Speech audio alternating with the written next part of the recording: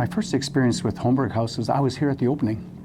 And you realize it's an important service and an important building, but until you actually make use of it and experience it for yourself, it's completely different.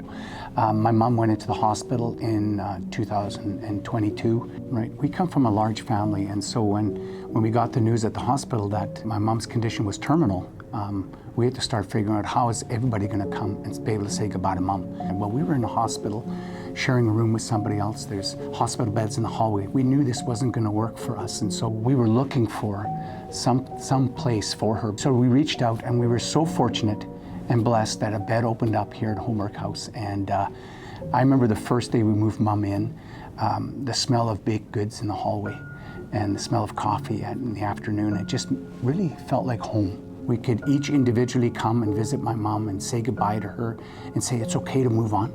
We're gonna be okay, Mom. Some of our grandkids, her grandkids came and said goodbye, and great grandkids. It was an opportunity in a dignified way, in a very private setting, for people to say, you know what, it's okay, say goodbye to Mom and let her go. And it was just beautiful.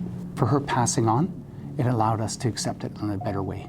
Being the caretaker of my mom for 10 years, having lost my dad in 2013, I responded completely different.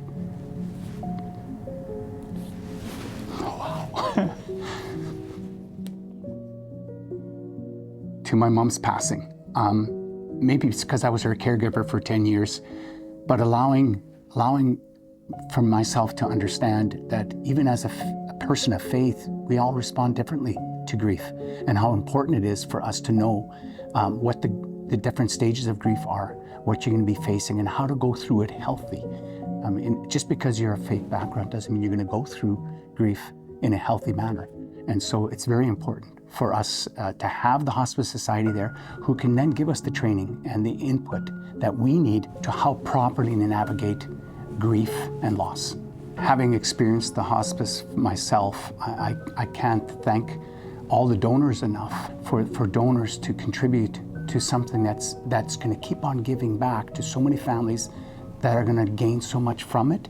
It just pays it forward so often. And so I mean, for companies and individuals to donate to the Hospice Society so they can continue reaching out to our community in different programs is very essential. And I can't thank them enough for doing that. And if you're thinking about doing this, it's no greater cause than something like this that'll keep on giving to our community and people who are probably at their worst situation in their life, and be able to get that support and to allow Hospice Society to do what they do in our community. Because when you can walk through grief properly, in the stages of grief, in a healthy way, it helps everybody and contributes to the whole community.